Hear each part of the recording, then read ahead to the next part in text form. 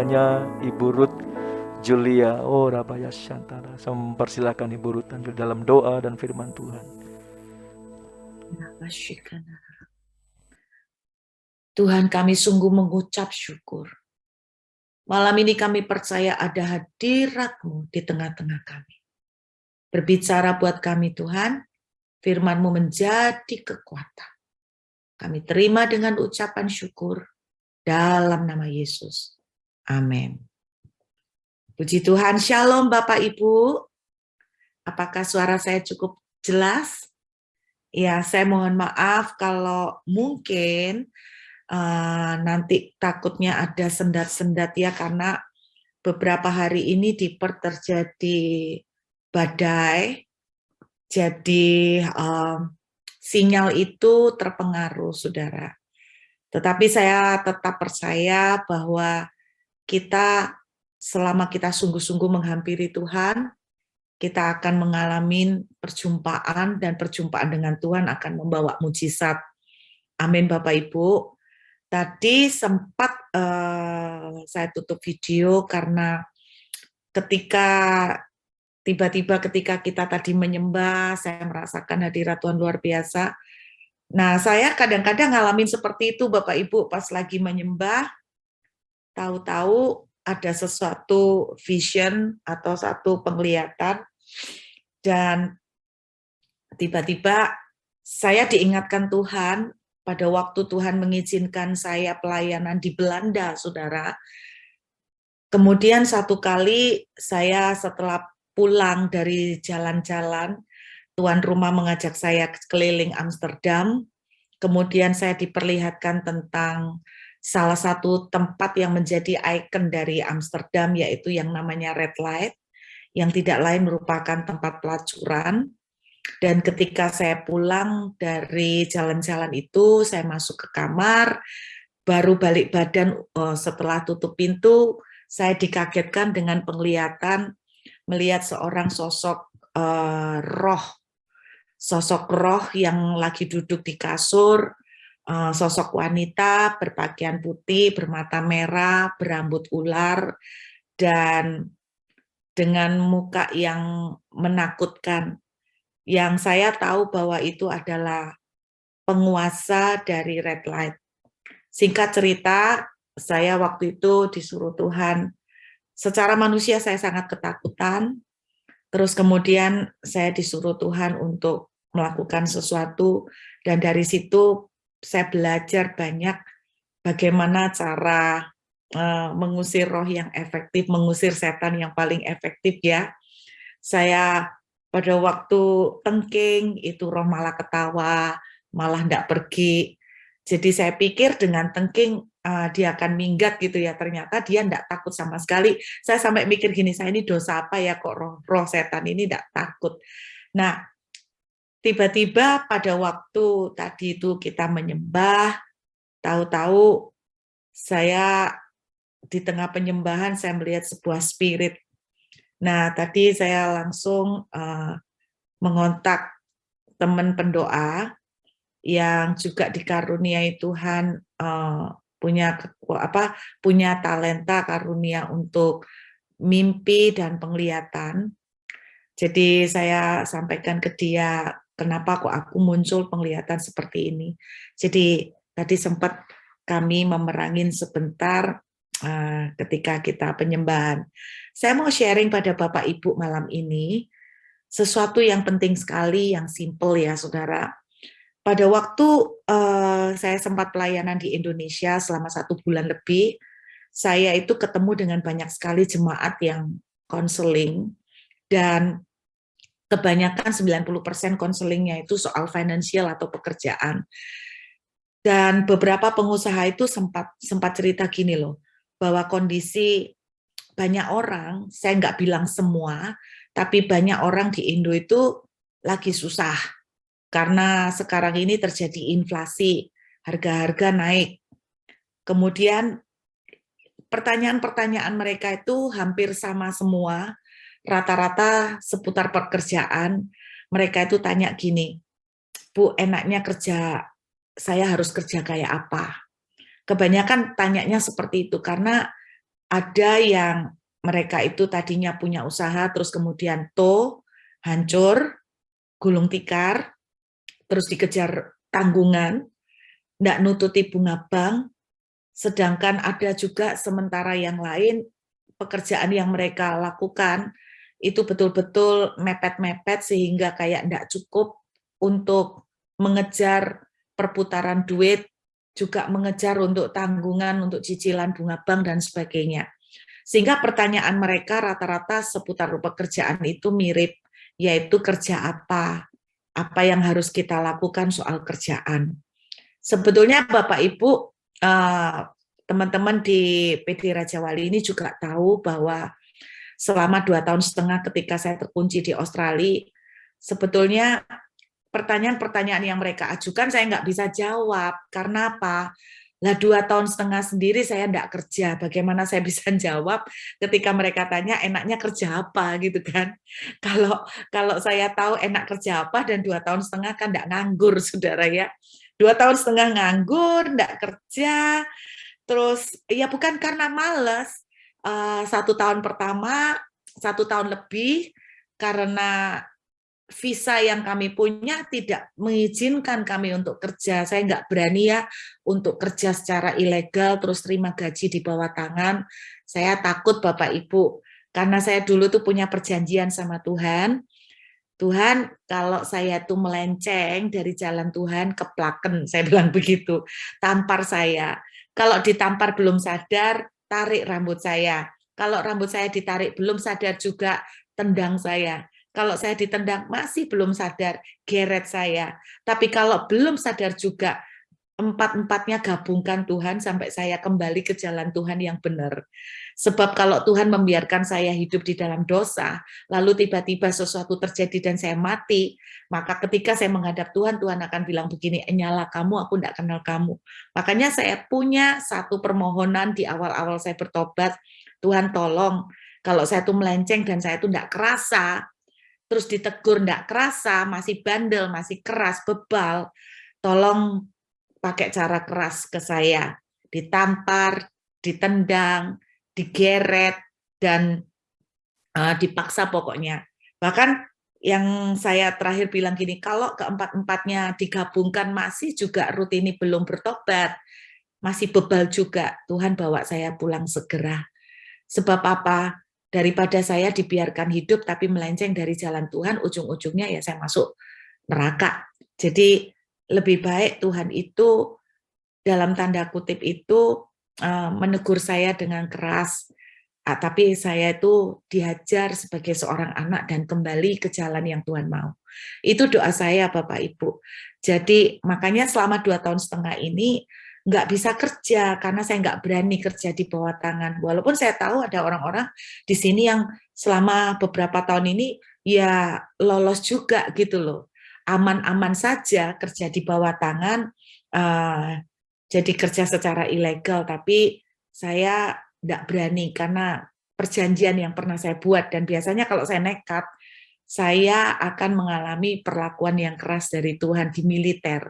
Jadi 2 tahun setengah ini saya tidak kerja, tapi puji Tuhannya itu gini, selama 2 tahun setengah saya itu tidak ngalamin yang namanya kekurangan. Tapi ketika orang-orang itu tanya sama saya kerjaan apa, saya itu tidak bisa jawab. Tapi yang saya bisa bagikan kepada mereka adalah sebuah tips atau kunci yang bisa kita lakukan supaya apapun keadaan ekonomi yang akan terjadi, kita bisa tetap kuat, bukan cuma bertahan tapi menjadi pemenang. Nah, Bapak Ibu, ketika saya pelayanan di Indonesia, pada waktu bulan Juli kira-kira awal, tiba-tiba dalam perjalanan di mobil, Tuhan itu bicara. Tuhan bicara apa? Tuhan bicara tentang sebuah ayat dalam Mazmur 23 ayat 5. Nah, kalau Bapak Ibu bawa Alkitab, Anda bisa langsung baca Mazmur 23 ayat yang kelima. Saudara, pada waktu Tuhan kasih Mazmur 23 ayat 5, Tuhan itu ngomong gini, siapkan ini untuk anak-anakku pada sisa tahun ini sampai tahun depan. Saya ini sungguh kaget Bapak Ibu karena saya baru dengar juga tadi, seseorang itu cerita bahwa kondisi perekonomian akan makin sulit di tahun ke depan, makin lebih berat daripada tahun-tahun ini. Jadi ketika tiba-tiba saya kaget Tuhan bicara tentang persiapan buat tahun 2023, saya ini kaget kok bulan Juli Tuhan tiba-tiba sudah bicara gitu loh. Padahal biasanya akhir tahun ya, kalau untuk tahun depan Tuhan baru bicara itu sekitar akhir-akhir tahun gitu loh. Tapi rupanya waktu bulan Juli itu udah mulai dibukain tentang Mazmur 23 ayat yang kelima. Saya ajak ya Bapak Ibu baca ya. Mazmur 23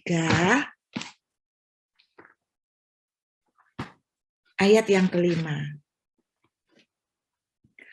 Engkau menyediakan hidangan bagiku di hadapan lawanku. Engkau mengurapi kepalaku dengan minyak. Pialaku penuh melimpah. Kalau kita membaca ini sepintas, kita pasti membaca ini itu kabar baik. Betul, saya setuju sekali. Tapi kita harus membedah lebih dalam lagi. Nah, saya mau nyampaikan pada Bapak Ibu berita positifnya dulu ya dari ayat ini. Berita positifnya dari ayat ini adalah gini, engkau menyediakan hidangan bagiku. Nah, saudara mesti ingat kalau yang menyediakan hidangan itu tergantung gini-gini. Kualitas hidangan seperti apa yang disediakan tergantung siapa yang menghidangkan. Kan gitu ya. Kalau yang menghidangkan makanan itu sesama mahasiswa, maka kita sudah bisa menghitung kira-kira kalau sesama mahasiswa mentraktir itu seberapa mewah sih kalau mahasiswa itu traktir. Kan kira-kira seperti itu. Nanti kalau yang menyediakan makanan itu pengusaha, pasti lebih mewah daripada kalau mahasiswa yang menyediakan makanan. Tetapi Mazmur 23 ayat 5 menuliskan bahwa engkau menyediakan. Kalau engkau menyediakan berarti Tuhan yang menyediakan. Dan kalau Tuhan yang menyediakan berarti kualitas maupun kuantitasnya pasti di atas rata-rata karena dia adalah raja di atas segala raja. Sedangkan kalau kita dijamu sama raja pun pasti mewah luar biasa. Sedangkan menurut ayat yang kelima, yang menyediakan hidangan, yang menyediakan jamuan adalah raja di atas segala raja. Bos di atas segala bos, pasti tipe hidangan yang disediakan, baik dari sisi kualitas maupun dari sisi kuantitas, pasti di atas rata-rata, pasti luar biasa top. Ini kabar baiknya. Saudara, saya masih ingat ketika awal COVID, bulan Maret tahun 2020, saya langsung terkunci di Australia dan saya sempat shock, sempat merasa panik beberapa saat. Saya ngomong, aduh sampai kapan ini ya kayak gini. Saya berusaha untuk menghibur diri, oh mungkin 1 bulan, oh mungkin 2 bulan. Berjalan dengan 1 bulan ternyata nggak ada kejelasan. 2 bulan nggak ada kejelasan. Sampai akhirnya jalan 2 tahun. Nah, saya masih ingat di awal-awal itu begitu panik dan ketakutan, apalagi setelah saya tidak persiapan dengan rekening yang bisa diakses. Akhirnya ketika saya berdoa, tiba-tiba Tuhan berbicara, memberikan sebuah penglihatan pada awal tahun 2020, yaitu penglihatan berupa sebuah benteng yang tinggi. Saya berusaha untuk cari tangga untuk ngintip keluar apa yang terjadi di luar. Tapi saya tidak menemukan tangga. Dan Tuhan katakan nggak usah cari cara untuk mengintip keluar. Artinya saya tahu Tuhan bilang kamu nggak usah bingung sampai kapan kondisi ini akan berlangsung. Tetapi Tuhan bilang di dalam penglihatan itu, Tuhan tuh seringkali bicara sama saya lewat penglihatan Bapak Ibu. Saya punya karunia penglihatan. Seringkali Tuhan bicara menyingkapkan tentang sesuatu yang akan terjadi melalui penglihatan. Nah, ketika Tuhan bicara, saya melihat di dalam penglihatan itu, saya ada di dalam benteng bersama dengan beberapa anak-anak Tuhan yang lain, ada yang saya kenal dan ada wajah-wajah yang tidak saya kenal. Nah, di dalam benteng itu disediakan oleh Tuhan piring-piring raksasa yang ukurannya jauh lebih besar dari ukuran badan kita. Kemudian di atas piring itu ada banyak sekali makanan, mulai dari salmon, steak, buah-buahan, roti, sayur-sayuran. Tuhan cuma bilang begini, kamu nggak usah bingung dan nggak usah cari tahu sampai kapan keadaan ini akan berlangsung. Yang paling penting kamu tinggal di dalam benteng, kamu melekat sama aku yang akan menjadi Yehova Jireh, yang akan menjadi penolong yang menyediakan apa yang kamu perlukan. Dan singkatnya, selama 2,5 tahun itu yang kami alamin. 2,5 tahun kami tidak pernah kelaparan. 2,5 tahun bersyukur tidak pernah sampai minta orang. Tidak pernah sampai utang-utang. Tidak pernah sampai pengumuman untuk meminta bantuan. Bersyukurnya di situ. Nah, ketika di awal tahun itu Tuhan kasih penglihatan itu.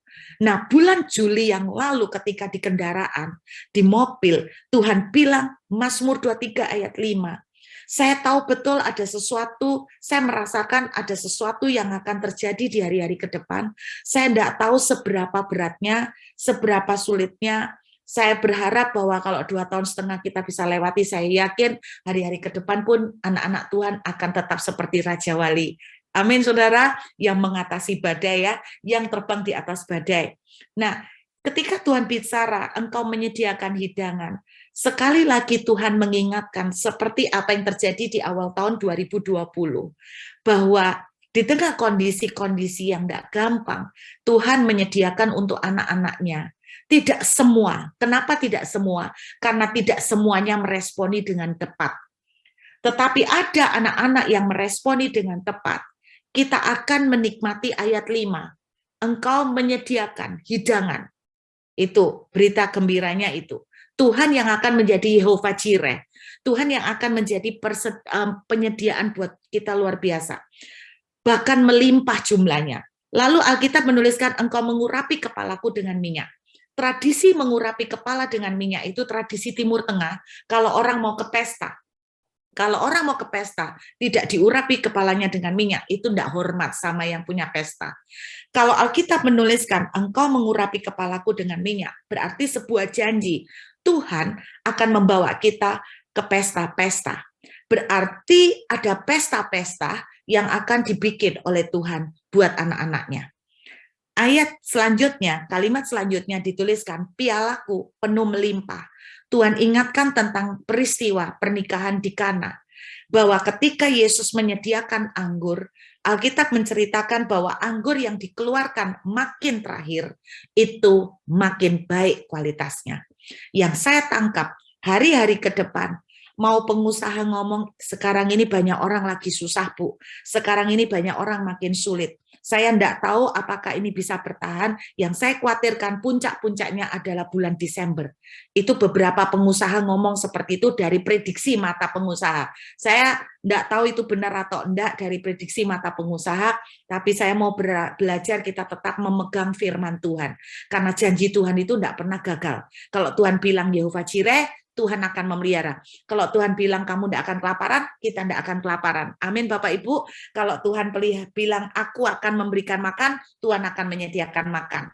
Terbukti 2,5 tahun ini saya tambah gemuk Bapak Ibu, walaupun tidak kerja. Secara manusia teman-teman saya tidak percaya, karena mereka bilang tidak normal orang 2 tahun tidak kerja itu bisa makan. Itu tidak mungkin terjadi secara manusia. Saya bilang secara manusia tidak mungkin terjadi, tapi di dalam Tuhan tidak ada yang mustahil. Nah itu yang terjadi, pialaku penuh melimpah, artinya ketika pernikahan di Kana, anggur yang dikeluarkan makin lama makin baik taste-nya, makin lama rasanya makin enak. Itu artinya hari-hari ke depan, di tengah segala keadaan apapun, blessing yang akan Tuhan sediakan buat anak-anaknya, itu nilainya makin lama makin bagus, kualitasnya makin membaik, levelnya makin naik dan makin naik. Itu intinya berkat itu bukan makin turun, berkat itu tambah naik, tambah naik, tambah naik, dan tambah naik. Amin Bapak Ibu, itu kabar gembiranya. Nah kabar tidak enaknya yang saudara harus dengar malam hari ini adalah begini. Kabar tidak enaknya, Mazmur 23 ini sebetulnya merupakan Mazmur Daud yang dituliskan di tengah background kekeringan. Itulah sebabnya Daud bilang begini, Tuhan gembalaku takkan kekurangan aku. Daud itu seperti mengucapkan sebuah deklarasi iman. Di tengah kekeringan, di tengah kondisi yang sulit, Daud itu berkata begini, Tuhan gembalaku, takkan kekurangan aku. Ini kata-kata iman Bapak Ibu. Tetapi Mazmur 23 ini sendiri dituliskan dengan background kekeringan, dengan background kesusahan. Nah, apa yang diajarkan melalui Mazmur Daud, apa yang dipesankan Tuhan melalui Mazmur ini? Perhatikan kembali ayat yang kelima. Kalimat yang pertama di ayat kelima dengan jelas bilang begini, Engkau menyediakan hidangan. Amin, saudara. Engkau menyediakan hidangan. Seperti saya bilang, kalau Tuhan menyediakan hidangan, jumlahnya tidak mungkin sampai kita kelaparan. Jumlahnya berlimpah, kualitasnya terbaik. Tetapi garis bawahi ada kata-kata, di hadapan lawan. Apa arti di hadapan lawan? Di hadapan lawan itu artinya begini, bahwa kondisi peperangan, kondisi sukar masih terjadi. Kondisi sulit masih berlangsung, belum selesai. Nah, ini akan terjadi ke depan. Jadi begini, singkatnya yang Tuhan mau sampaikan itu gini, nah, kondisi yang akan terjadi di depan ini tidak gampang. Kondisi yang terjadi di depan ini masih di dalam peperangan. Saudara jangan artikan peperangan kayak Rusia melawan Ukraina ya. Tetapi peperangan ini bisa berupa apapun, bisa berupa kondisi krisis ekonomi, bisa berupa pekerjaan sulit, bisa berupa kalau masalah-masalah pribadi, bisa berupa omset mengalami penurunan drastis sehingga income dengan outcome-nya tidak sama, tidak seimbang. Pengeluarannya butuhnya sekian tapi income-nya tidak nututin. Ini juga peperangan juga dalam rumah tangga masing-masing. Nah, Alkitab bilang di ayat 5, di tengah peperangan yang terjadi, di tengah konflik, di tengah struggle, di tengah pressure, di tengah tekanan, yang Tuhan akan lakukan, ada anak-anak Tuhan yang akan Tuhan sediakan sendiri makanannya. Kenapa disediakan sama Tuhan makanannya? Karena anak-anaknya tidak bisa menyediakan makanan sendiri. Kenapa tidak bisa menyediakan makanan sendiri, Bu Ruth? Karena mungkin tidak ada makanan. Karena secara kekuatan tidak bisa menyediakan makanan. Nah, ini gambarannya tuh gini. Ketika kondisi-kondisi krisis misalnya terjadi, secara kasat mata, kerjaan yang dikerjakan sama anak-anak Tuhan tidak nututin, tidak nyukupin untuk kebutuhan mereka. Makanya, boro-boro mau pesta. Intinya untuk operasional sehari-hari aja bergulat. Itu sebabnya ayat ini background-nya seperti itu. Jadi kenapa Tuhan yang menyediakan? Karena saudara dan saya tidak sanggup untuk menyediakan. Kenapa kita tidak sanggup menyediakan? Karena kita di dalam kondisi peperangan. Kita di dalam kondisi masalah yang tertekan, yang betul-betul berat. Itu suasananya, situasinya. Bisa nangkep ya Bapak Ibu? Saya berusaha untuk sampaikan dengan simpel. Ini untuk menguatkan saudara di hari-hari ke depan.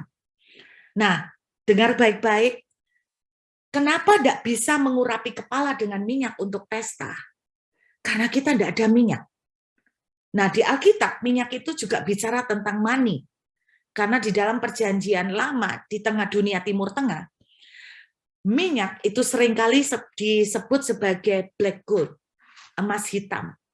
Jadi minyak itu juga sebuah aset. Anda ingat cerita wanita yang disuruh oleh Nabi untuk meminjam bejana sebanyak-banyaknya, lalu Tuhan memberikan mujizat minyak, setelah itu minyaknya dijual untuk bayar utang, ya kan?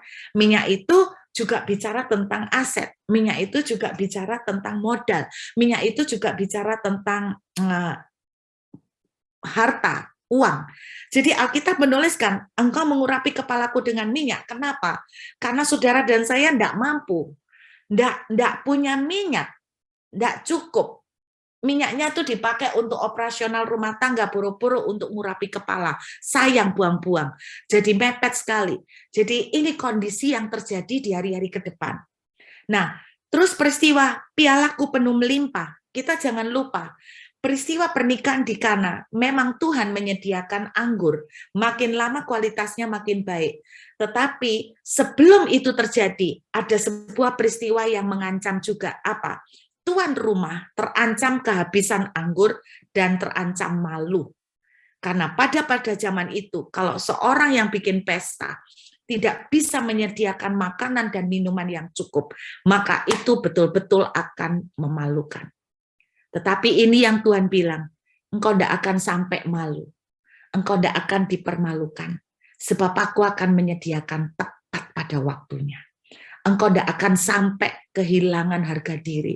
Karena aku akan menyediakan tepat pada waktunya. Inilah yang menjadi message Tuhan beberapa bulan ini, Bapak Ibu. Saya berusaha untuk mengamati kondisi di bangsa kita. Dan memang banyak orang-orang WA maupun DM, mereka betul-betul sedang struggle dengan mereka punya pekerjaan. Tetapi saya berharap saudara dan saya, kita memang hidup di bumi ini. Tapi kita tidak hidup dengan cara bumi. Amin. Kita hidup di dunia.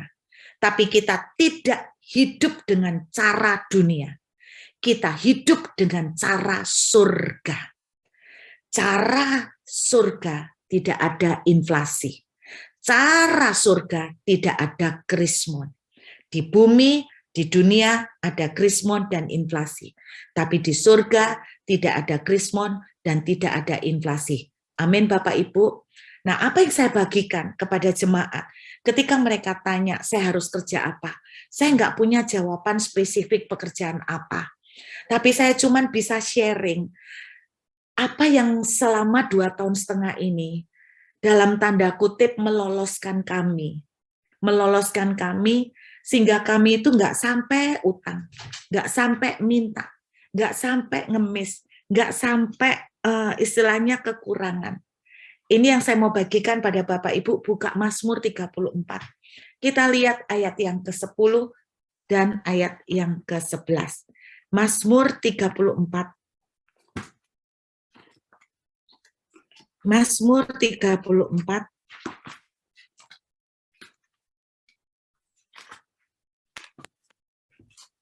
Kita lihat ya Bapak Ibu, ayat yang ke-10 dan ayat ke-11.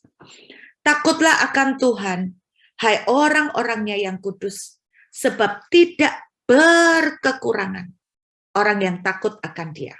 Wow, ternyata Alkitab bilang tidak kekurangan. Oke, ayat 11. Singa-singa muda merana kelaparan. Ini yang saya bilang tadi Bapak Ibu. Kenapa singa muda itu sampai merana kelaparan? Sebetulnya singa muda itu tidak mungkin kelaparan. Kenapa? Karena kuat. Karena dia potensinya masih pada puncak-puncaknya, dia tidak mungkin kelaparan. Tapi kalau sampai singa muda kelaparan, berarti kondisinya sangat parah. Tidak ada makanan, tidak ada mangsa yang bisa disantap. Artinya, percuma dia punya kekuatan, dia punya taring, dia punya gigi, dia punya badan kuat, tapi dia tidak bisa makan. Ini yang terjadi juga. Banyak orang-orang itu bukan tidak mau kerja tapi tidak ada kerjaan. Atau mereka ada kerjaan tapi apa, sudah diupayakan terbaik tapi tetap tidak nututin. Intinya kekuatan kita tidak sanggup menolong keadaan kita. Ini yang akan terjadi. Perhatikan kalimat yang terakhir, tetapi orang-orang yang mencari Tuhan tidak kekurangan sesuatu pun yang baik. Saya mau kita fokus pada ayat ini terlebih dahulu. Bapak Ibu, kalau kita baca tadi di Mazmur 23, Tuhan adalah gembalaku, takkan kekurangan aku. Nah, perhatikan, ada beberapa kata tidak kekurangan di Alkitab. Nah, kalau kita mau ikutin ini, maka saya percaya kita tidak akan kekurangan. Kalau sampai saudara dan saya kekurangan, pasti ada something wrong dengan kita. Menurut ayat 11, kita lihat ayat 10 lagi dulu ya. Ayat 10 bilang begini, perhatikan kalimat yang terakhir dari ayat 10.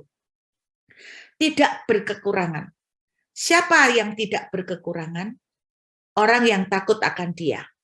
Maksudnya apa orang yang takut akan Dia? Nah, kita kembali ke ayat 11. Ini sama nih. Tidak berkekurangan sesuatu pun yang baik. Siapa yang tidak kekurangan sesuatu yang baik? Apa sih sesuatu pun? Tidak kekurangan satu pun, berarti tidak ada yang satu pun yang kekurangan. Satu pun itu apa? Sesuatu pun. Berarti termasuk penghasilan. Kalau boleh saya terjemahkan penerjemahan bebas ya. Tidak berkekurangan penghasilan. Karena penghasilan juga sesuatu yang baik. Tidak kekurangan income. Tidak kekurangan omset. Tidak kekurangan orderan. Tidak kekurangan kesehatan. Saya berdoa ini yang kita alami. Apa kuncinya? Menurut ayat 10, orang yang takut akan Tuhan. Ayat 11 menerangkan lebih lanjut. Orang yang takut akan Tuhan itu gimana sih? Ayat 11 bilang begini, orang yang mencari Tuhan. Nah, kita akan fokus di sini. Ini yang saya lakukan 2,5 tahun Bapak Ibu, tips praktis. Nah, saya mau kasih yang praktis saja supaya bisa dipakai, diterapkan. Saya cari bahasa aslinya, kata mencari Tuhan. Ternyata terjemahan aslinya adalah, kalau boleh saya terjemahkan lagi secara bebas, itu gini. Kata orang yang mencari Tuhan adalah orang-orang yang terus-menerus mendatangi Tuhan. Nah, terus-menerus mendatangi Tuhan. Sederhana ya Bapak Ibu, ternyata kalau kita baca ayat ini, singa-singa muda yang mestinya tidak mungkin kelaparan, itu sampai kelaparan loh. Ayo, intinya itu gini, Masyo kamu muda, Masyo kamu umurnya masih fit untuk cari kerjaan, tapi kamu tidak bisa ngandalkan kepintaranmu, kekuatanmu. Meskipun kamu tuh pinter, tapi kerjaanmu tidak jalan, tidak bisa kamu mengandalkan kekuatanmu maupun kepintaranmu.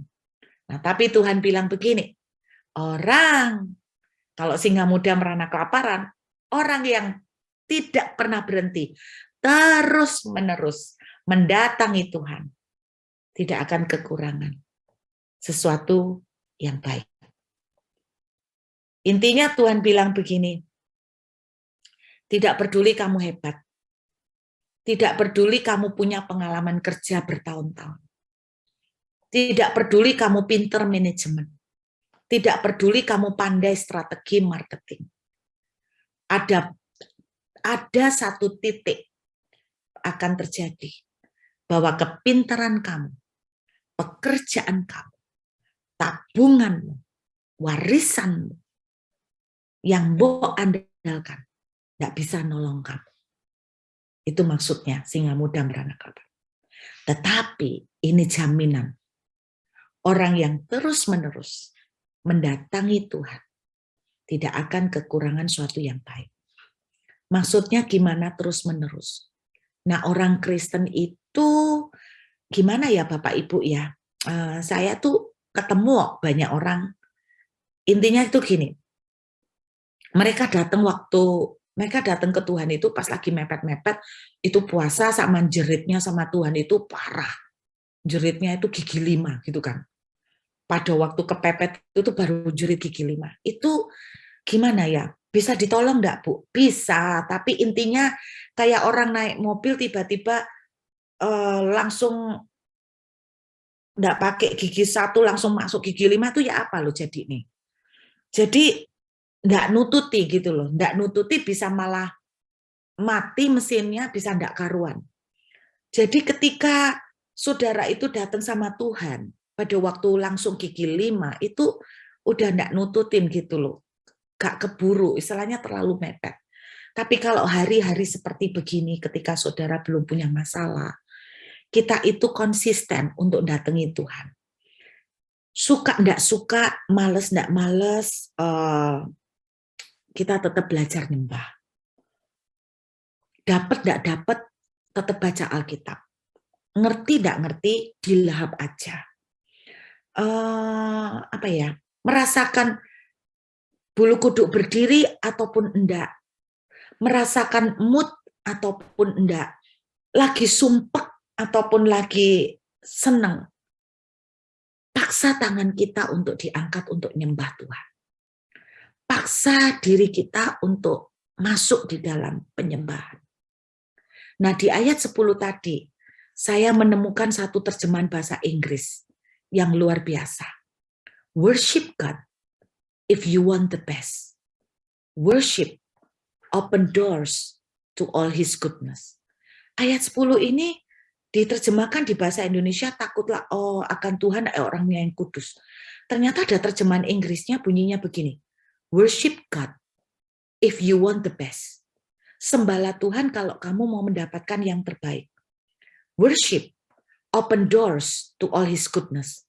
Penyembahan akan membuka pintu-pintu semua kebaikan Tuhan. Apa kebaikan Tuhan yang Bapak Ibu minta? Kesembuhan, berkat keuangan, berkat pekerjaan. Menurut ayat 10 ada terjemahan Inggrisnya, itu bunyinya begini, worship, menyembah. Jadi kalau saya balikkan lagi ke ayat 11, orang yang tidak akan kekurangan, adalah orang yang terus-menerus menyembah Tuhan. Orang yang tidak kekurangan. Orang yang terus-menerus mendatangi Tuhan. Mau bulu kuduk berdiri atau enggak, teruslah nyembah. Hati sedang sumpek ataupun enggak, paksa untuk nyembah. Banyak orang bilang gini, kamu kalau nyembah enggak segenap hati, Tuhan enggak suka.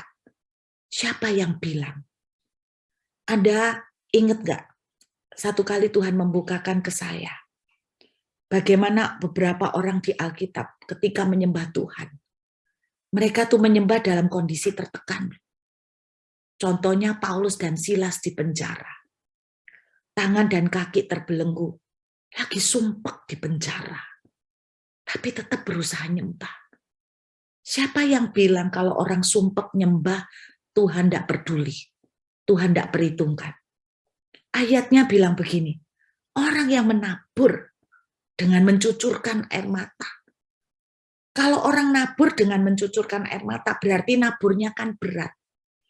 Siapa yang bilang, lu nabur kalau enggak dengan sukacita, enggak diterima sama Tuhan taburanmu.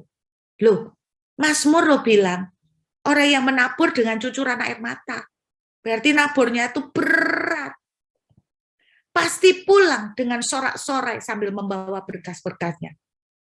Siapa yang bilang menabur cuma soal duit loh Bapak Ibu? Ketika hati saudara sumpek nih ya, ketika hati Bapak Ibu sedang tertekan, sedang stres, Bapak Ibu datang nyembah. Nah saya mau tanya, kalau orang sumpek datang menyembah, kira-kira suaranya bisa maksimal enggak? Enggak. Nyanyinya enggak komplit. Kata-katanya terputus-putus karena sisanya nangis. Atau sisanya cuman begini, cuman tarik nafas panjang. Karena lagi sumpek hatinya. Tapi Alkitab itu bilang begini, orang yang nabur itu termasuk nabur penyembahan. Dengan cucuran air mata. Pasti pulang dengan sorak-sorai. Pasti, bukan mudah-mudahan, pasti. Itu sinkron dengan Mazmur 34 tadi. Terus-menerus menyembah, nggak berhenti. Sumpek nggak sumpek, emut nggak emut, tetap nyembahlah. Tetap datengin Tuhan. Hati saya lagi nggak mood, Bu. Datengin Tuhan. Hati saya lagi sumpek, Bu, nggak bisa fokus. Datengin Tuhan. Orang nabur dengan air mata, pasti bawa berkas-berkasnya dan sukacita. Nabur bukan hanya soal duit. Contoh yang lain nabur, ngucap syukur. Lagi susah kok suruh ngucap syukur. Jadi ngucap syukurnya itu berat. Wong lagi susah, lagi disakiti orang. Terus kita bilang begini, terima kasih Tuhan untuk orang yang menjengkelkan ini. Aku percaya Tuhan punya rencana baik lewat orang ini. Lo berat lo ngomong kayak gitu. Saya mau tanya Bapak Ibu, kalau disuruh doa memberkati orang yang menyakiti saudara, gampang enggak? Oh, enggak gampang. Kalau Anda bilang gampang, itu saya enggak percaya. Kalau ada orang yang menjengkelkan dan menyakiti saudara, terus saudara gini, Tuhan mau ngomong gini, berkati bisa. Tapi menyebut orang ini, atau namanya, atau bayangkan wajahnya, gak sanggup. Kalau orang Surabaya bilang begini, gak kolu. Gak sanggup Bapak Ibu. Misalnya menyebut si A, Tuhan, berkati si, berat banget ya suruh berkati si A. Pengennya tuh gini, Tuhan, mbok selentik jewer dikit ae. Enak do Tuhan, dia nyakitin saya. Mbok kasih pelajaran biar sadar, jangan menyentuh orang yang diurapi Tuhan. Pengennya hati itu, mulut itu juga ngomong seperti itu. Berat. Itu juga yang namanya menabur dengan air mata loh. Hati lagi susah, hati lagi disakiti, tapi kita tuh menabur, Tuhan, berkati orang ini. Pasti pulang dengan sorak-sorai sambil membawa berkasnya. Jadi siapa orang yang tidak akan kekurangan? Kalau menurut Mazmur 34, sederhana loh. Terus-menerus cari Tuhan. terus-menerus mendatangi Tuhan, terus-menerus jalan di jalan Tuhan, terus-menerus menyembah, terus-menerus berdoa walaupun belum dijawab, terus-menerus mengucap syukur walaupun sedang terluka, terus-menerus memberkati walaupun sedang disakitin. Itu tidak akan kekurangan. Sederhana kan? Terus-menerus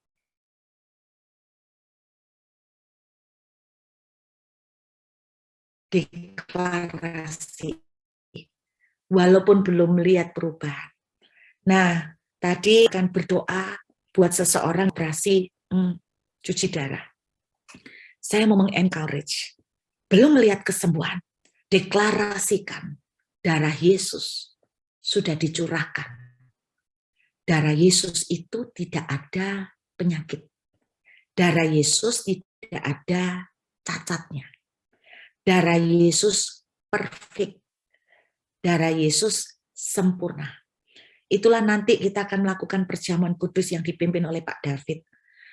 Saya ingin ingatkan, pada waktu Yesus sudah di atas kayu salib. Ini saya enggak tahu apakah saudara mengerti kuasa perjamuan kudus. Pada waktu Yesus itu mati, dicambuk, badannya disobek-sobek. Percayakah saudara, pernah dilakukan penelitian, jumlah semua luka yang ada di tubuh Yesus sama dengan jumlah jenis penyakit di seluruh dunia. Jadi ketika Yesus dilukai, ketika katakan saya bayangkan dicambuk, jedar. Ini penyakit kanker masuk, ditanggung sama Yesus. Dicambuk lagi, jedar. Ini penyakit, semua jenis penyakit kulit masuk. Jedar. Ini semua penyakit kelainan darah masuk. Semua jenis penyakit. Itu yang terjadi pada waktu Yesus disalib. Kemudian ketika Yesus mati, karena badannya menanggung semua, tidak kuat, mati. Tapi 3 hari kemudian, Yesus bangkit, badannya baru. Nah, Efesus pasal 1 bilang begini, badan yang baru dan darah yang baru ini diberikan kepada saudara dan saya jemaat. Berarti penyakit sebetulnya tidak punya hak nempel di badan kita. Masalahnya, banyak anak Tuhan tidak ngerti fasilitas ini. Ibaratnya itu gini, saya pernah dengar ada orang tuh dapat warisan, tapi dia itu tidak pernah tahu kalau dia itu dapat warisan. Jadi dia hidupnya susah, makan sampai kurang, padahal dia itu punya warisan. Tapi warisan ini tidak sampai ke tangan dia. Nah, banyak orang Kristen seperti itu. Kita ini punya warisan tubuh dan darah, tapi kita tuh tidak ngerti warisan kita. Saya berharap kalau kita berdoa, teruslah deklarasikan kesembuhan. Walaupun badan belum bekerja sama. Butuh waktu Bapak Ibu. Deklarasikan darah Yesus sudah menggantikan saya. Maka terus menerus mencari Tuhan. Tidak kekurangan suatu yang baik. Terus menerus deklarasi. Terus menerus menaruh iman. Terus menerus menyembah. Terus menerus baca Alkitab. Suka tidak suka, jangan sampai bolong. Rugi sendiri. 2,5 tahun. Setiap kali, setiap hari, ini yang saya lakukan. Apalagi kalau pas ada duit juga, wah, tambah getol. Terus menerus menyembah, terus menerus deklarasi.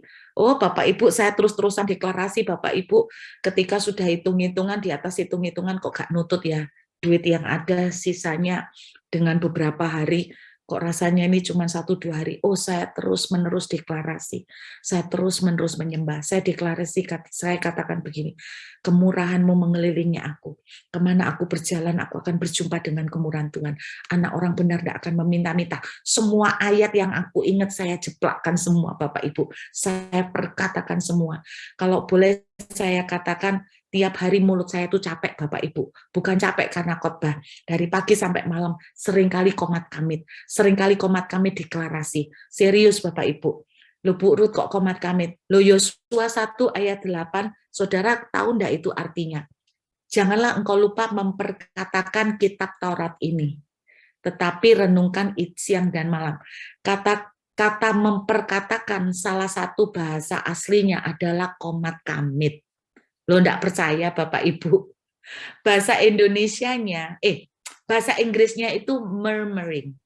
Murmuring itu gini. Lakomat kamit Bapak Ibu. Lakomat kamit itu bahasa Indonesianya. Jadi memperkatakan itu dalam bahasa aslinya salah satunya adalah murmuring. Murmuring itu mengucapkan dengan suara pelan tapi tetap bersuara tapi pelan sekali. Jadi ini yang saya lakukan. Tuhan bilang siang dan malam loh. Siang dan malam. Siang dan malam itu bukan satu kali siang, satu kali malam. Siang dan malam itu artinya terus-terusan. Tuhan bilang teruslah. Orang yang terus-menerus mencari Tuhan. Terus-menerus deklarasi, terus-menerus menyembah, terus-menerus baca Alkitab, terus-menerus mendatangi Tuhan, terus-menerus ibadah, tidak akan kekurangan sesuatu yang baik. Saya berdoa, praktekkan Bapak Ibu. Kemarin saya senang dengar seseorang dari Semarang kesaksian bahwa dia tuh ngomong, ketika Bu Ruth itu khotbah, dia tuh ngomong begini, yang membuat saya sukacita itu gini, tips yang Bu Ruth ajarkan, saya catat dan saya lakukan poin demi poin, saya ikutin Bu. Jadi dia itu cerita tentang, dengarkan khotbah saya mengenai Yesaya 30 tentang hutang piutang. Dia melakukan persis poin demi poin. Dan luar biasanya begini, Bu, saya tuh ngikutin dan seperti yang Bu Ruth ceritakan dalam Yesaya 30 itu sungguhan terjadi bahwa saya sempat mengalami roti dan air serba sedikit dan kekurangan. Dalam arti sempat ngirit-ngirit. Itu 1 bulan, Bu. Setelah 1 bulan tiba-tiba keajaiban tuh luar biasa. Omset saya tuh diberkati Tuhan 100 kali lipat. Terus dia bilang begini, saya bisa nutupi hutang saya dengan cepat. Wow, saya terpesona Bapak Ibu. Saya bilang, Bu, terima kasih untuk kesaksiannya karena saya merasa banyak jemaat yang lagi hutang.